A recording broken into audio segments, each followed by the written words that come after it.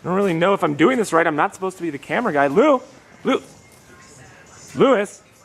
this is highly unordinary. I'm not the cameraman. What is this? Watercolors. That's actually that's pretty impressive. This is Jessica Chastain from Zero Dark Thirsty, who murked Bin Laden. She did, well, on the movie. Also with that guy from Parks and Rec.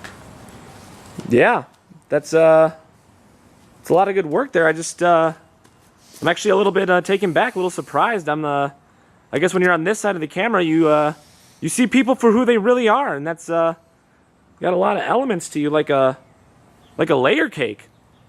Oh, yeah, Daniel Craig movie. That is actually a good movie, yeah. It's a great movie. Very underrated. Who's that guy with the perfect smile and amazing pecs and a great butt in those jeans? Wherever he goes, everybody knows him, and he's sharing his gifts with all the people he meets. Professional famous person, Darwin Doobers. Professional famous person, Darwin Doobers. Professional famous person, Darwin Doobers. Professional famous person, Darwin Doobers. It's survival of the fittest, when Hollywood's more realistic than starting your own business. Darwin Doobers is gonna make me famous.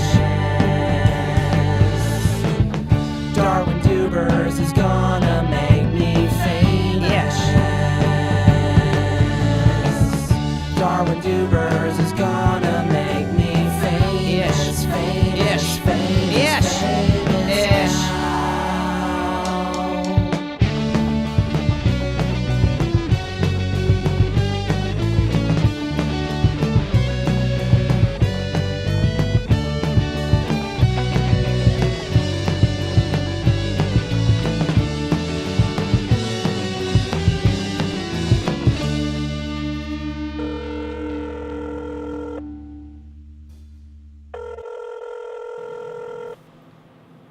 Doobers here. Darwin, my boy, it's L Belvedere, it's Belvedere. How's my prize pupil doing? My prodigal son, my famous human friend. I like how you emphasized human there. That's weird. We're on the road though, and just waiting to get where you're taking I got us. an assignment for you. You guys are heading down to the world famous Chicago Loop. You know why they call it the Loop? No. Goes in a circle. I actually don't know that that's 100% true. I just assumed that was the case. I myself am from Tennessee. All right. Well, good job. So where exactly in the loop are we headed? Going down to one of the most famous buildings that there is. Take a guess where you're going. Sears Tower. That's famous, right? Aquarium? Oh, good Lord, no. You know how much money they charge you getting in that place? Jeez Louise, you ain't going to the shit aquarium. Where else do you think you're gonna go? I don't really want to play this guessing game, so... You're going to an art space. Okay, well, who are we interviewing at this art Performance space? artist by the name of Sid Yiddish. All right, well, that sounds good. Hey, Darwin. Yeah. I love you. I love you, Darwin. Thank you, I guess? Well, have fun at the art space. So yeah, we're going on the road. On road again.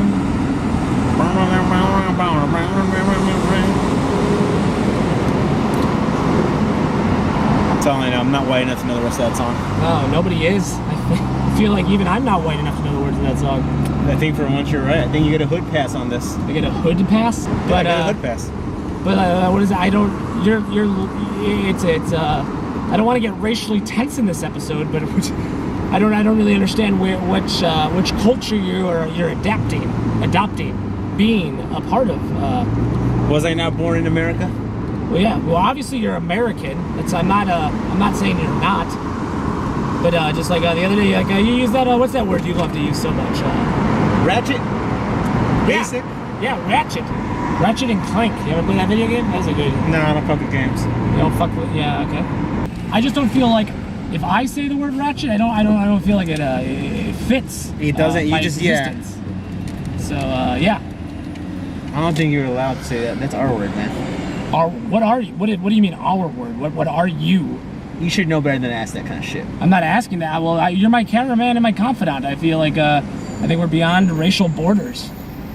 I'm fucking with you. You got me. You got me. Skilled. Good traffic we got going on here. We are literally gridlocked inside the We are loop, balls deep inside the city. heading to a studio space to interview this man by the name of Sid Yiddish. It's gonna be weird. It's gonna be fun. I would hope. I don't know much about him. As are all my guests. They are the unknowns that I am shining the famous spotlight on.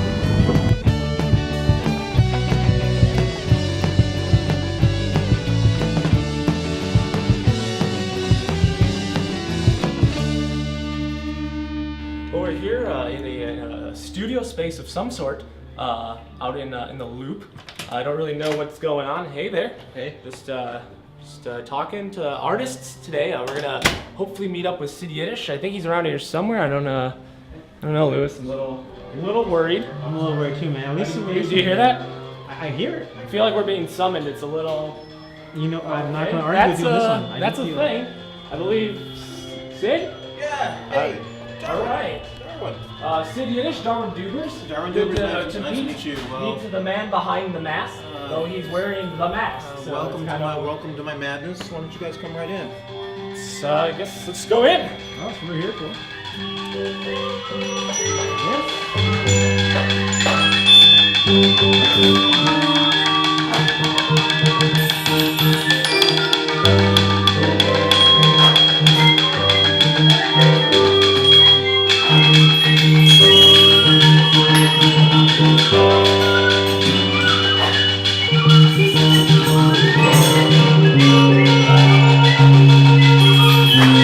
Hey! So we're gonna start off. It sounds great. It actually sounds great for a change, which is always good. Let's do an old favorite. Let's do Flight of the Satanic Danish, Post-Apocalyptic, Jewish, Hillbilly, Sid Yiddish,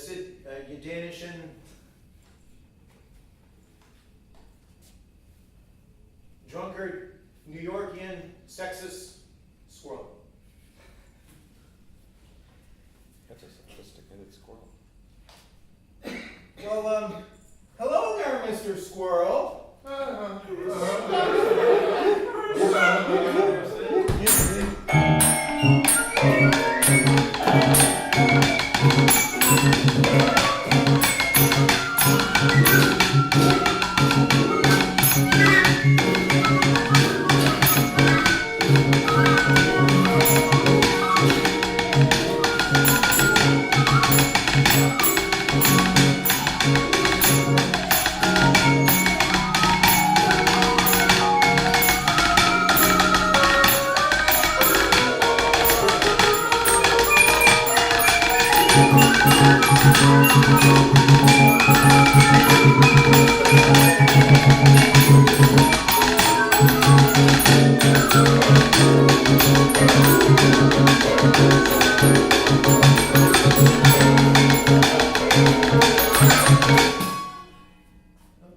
Mr. Squirrel, why are you looking at me like that?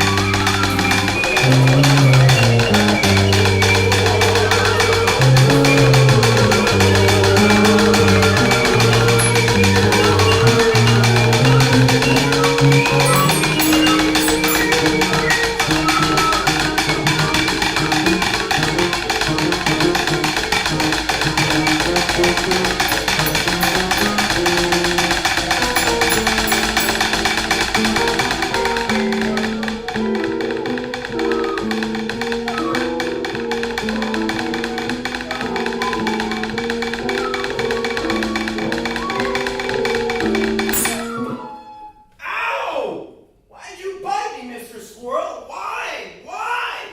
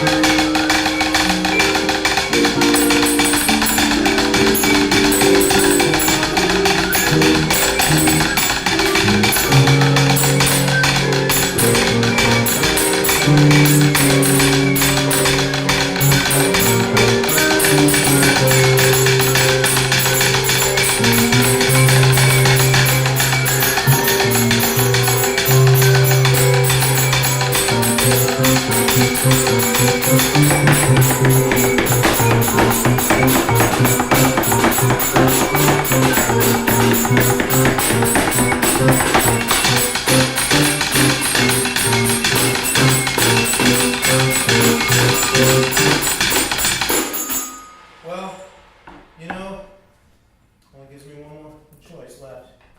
I guess I'm just gonna have to kill you.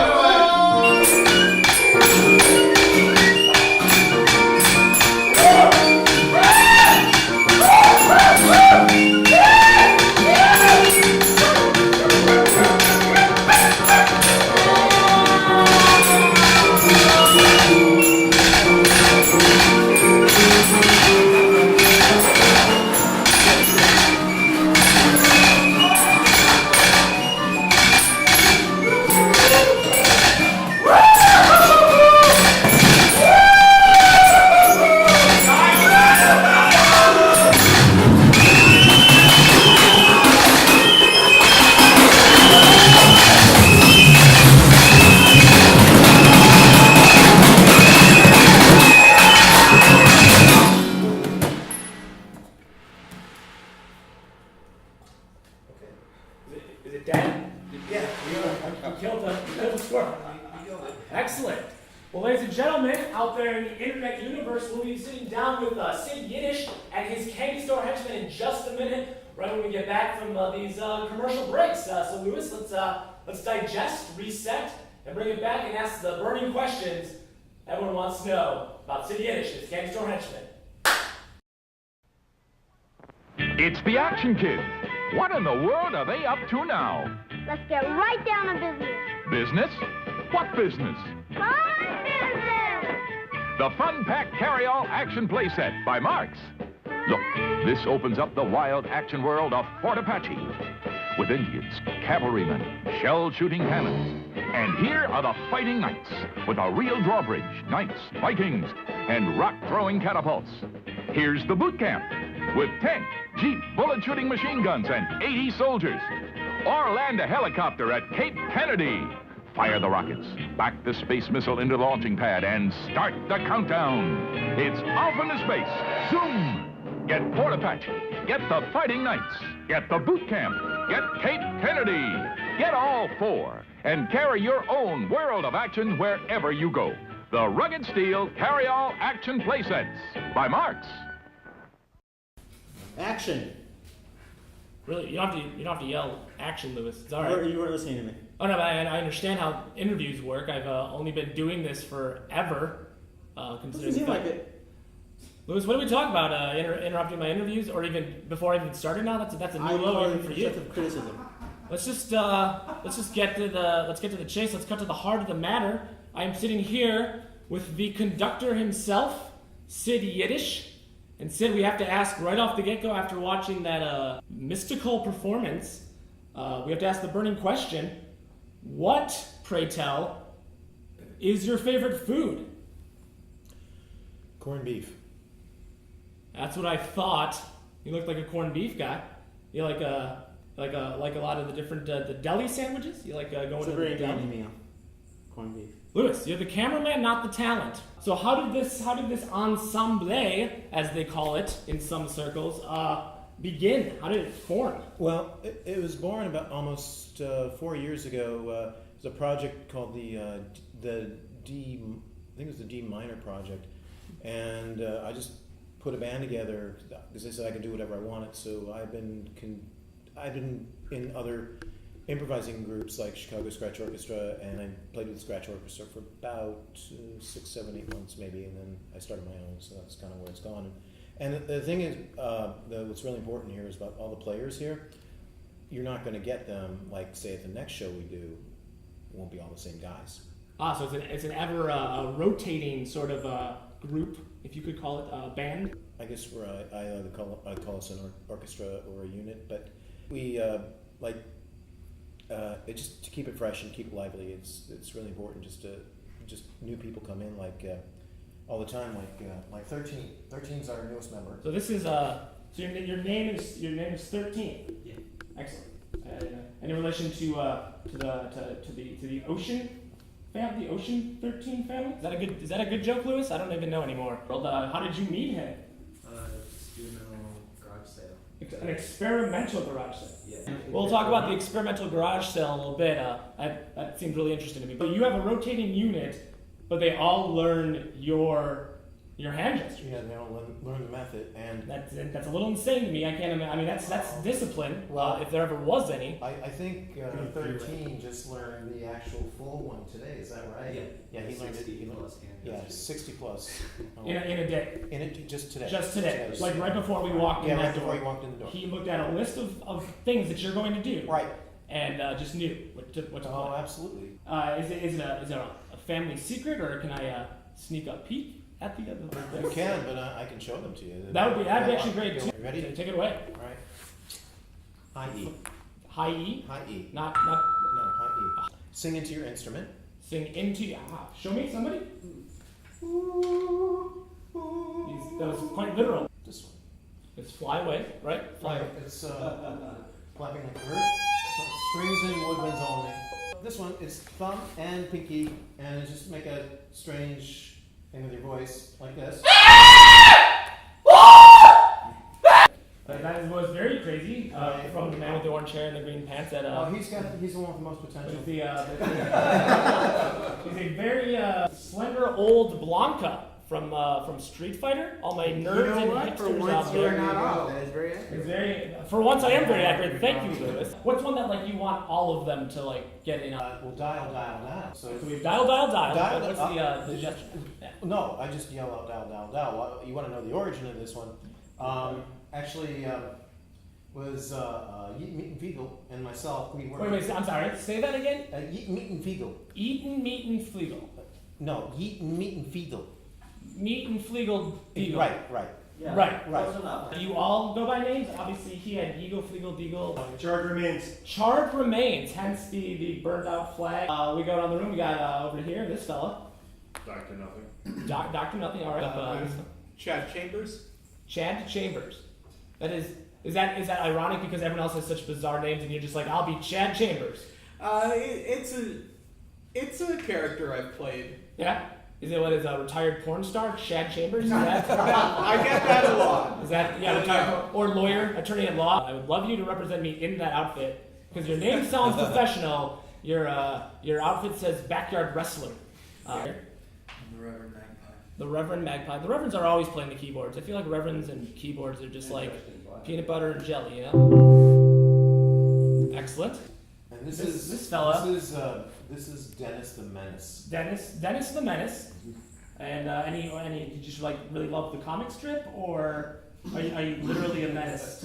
Were you a menace when you were able to be a menace? I can be a menace at times, but yeah. Most of the time I'm just a comic. You're just a comic? Just a funny guy. Just a funny guy. All right. Obviously, you guys aren't not a big fan of the mainstream. I'd say you kind of row against the current of the mainstream. What's the mainstream? You don't even know what it is. Well, there's your stream, which nobody knows exists, and then there's the mainstream that everyone's trying to canoe in. No, we don't. We don't want to go down that. So I have to beg the question because I saw a photo with you with that what is it? Nicholas Cannon? What is it? Oh, Nick Cannon. Nick Cannon. That's how you pronounce it. Nick Cannon. So that means you were in fact, maybe not with this group. Not with this group. You were on America's Got Talent. Yeah, the first time. I've been on twice. The first time I went on the show, I auditioned I did throat sang, and because I'm a throat singer. Okay. And so the first time I went through all that stuff, and you go through the motions and all that stuff, and they say, well, yeah, right, we'll call you, and it's like, okay, sure. And then like a girl you met at the bar, right? I'll call you, and she right. never calls. That's a right? common theme in my life. Yeah, exactly. From execs or actual women? All of it. All of the above. Yeah, all of the above. This became a very sad and very real interview. This is the final question. Where can we see you perform here in Chicago or? Well, we just sort of pop up like zits. Flash mob. You flash mob a lot? Yeah. That's great. We may have to revisit because at the end of the season we are going to be doing a live talent competition.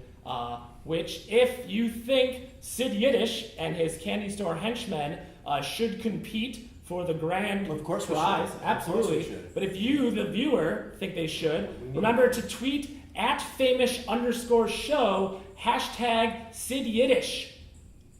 And we could do Sid Yiddish CH. It would be CSH because candy store henchmen CSH, like Sid Yiddish CSH. All right. Tweet what he just said, the #Sid Yiddish CSH to the Twitter handle of @FAMEish_show if you think Sid Yiddish and his henchmen should compete at the end of this season, which will be later than now. So this is any final words from the unit? That's what she said. And you belong in a cage. What does it mean? We'll never know. But ladies and gentlemen, I have been me. You have been you. This has been Sid Yiddish and his candy store henchmen. Sid, rise to the occasion. And together we are forever. This has been another exciting episode of FAMEish. We're gonna head out of here, Luis, and we're gonna soak in everything we experienced from killing squirrels to the angst of being stuck on the Eisenhower. Ladies and gentlemen, it's Darwin Doobers saying so long, and you belong in a cage.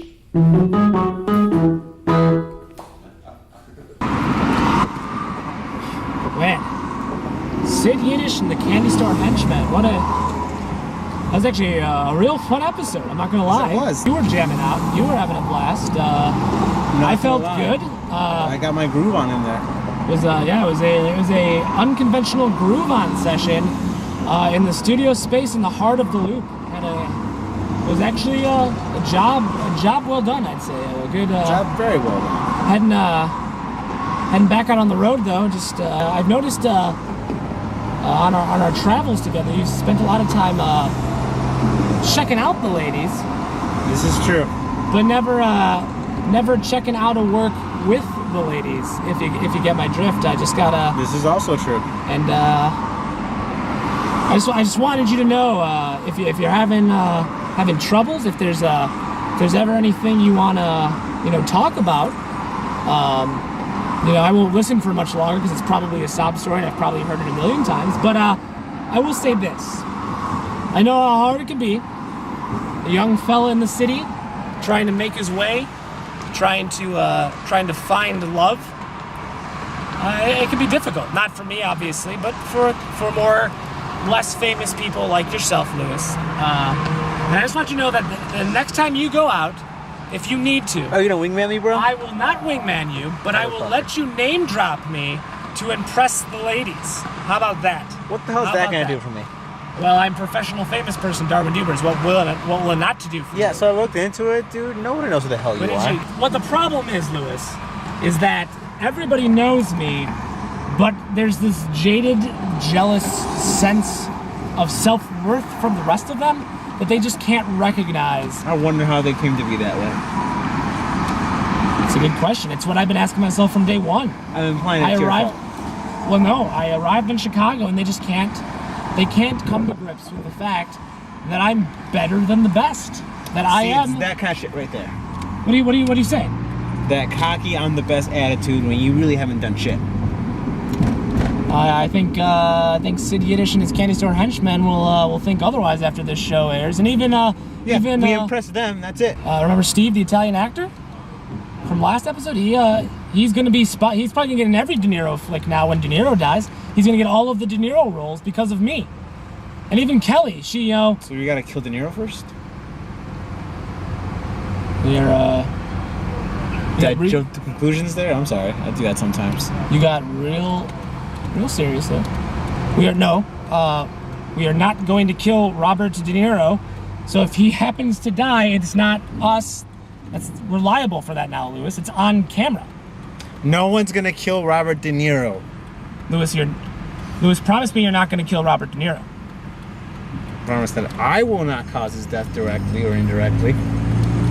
Lewis, promise me that you will not have any hand in the death of Robert De Niro. My hands will not be involved in the death of Robert De Niro. No, that's not what I meant. Physically and metaphorically. My hands will not be involved in the death of Robert De Niro.